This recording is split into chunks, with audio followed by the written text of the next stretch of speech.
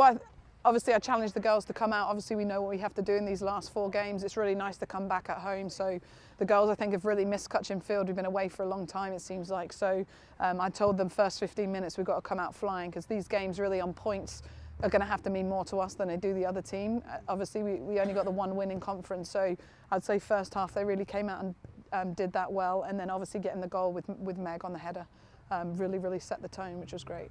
And then can you kind of talk about the late goal that you guys gave up?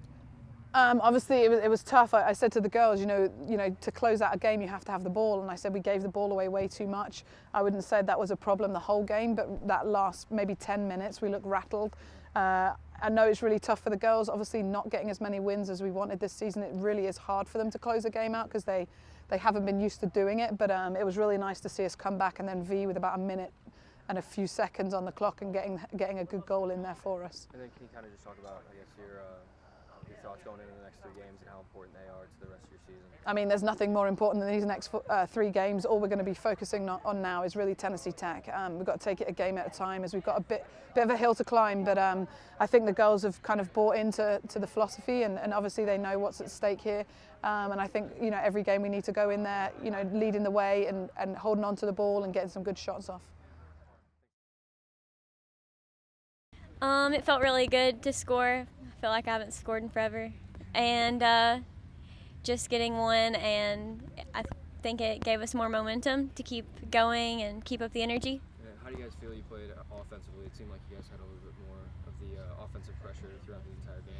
Yeah, I feel like we've been working on it a lot more in practice, and I think that we're finally like getting the hang of it a little more, and it's starting to like show more than usual.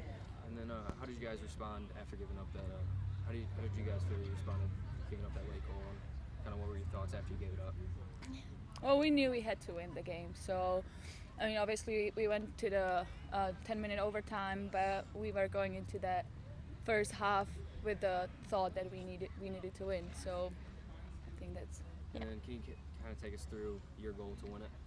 Well, I was just telling Meg, because there are some really good scoring opportunities. Me, Mooney, and Taylor, we had amazing shots, and none of them went in. And then my goal was kind of hectic in front of the goal, and I just pretty much toe bashed it, and it went in. You know, so I think there is no beautiful goals. Beautiful goals are all the goals that go in the back of the net. So I think even though it was just like a kind of lucky, because there was a defender on the line and it just went right in between her legs, but I think that doesn't matter how you scored a goal as long as Goal's a in. goal. Yeah.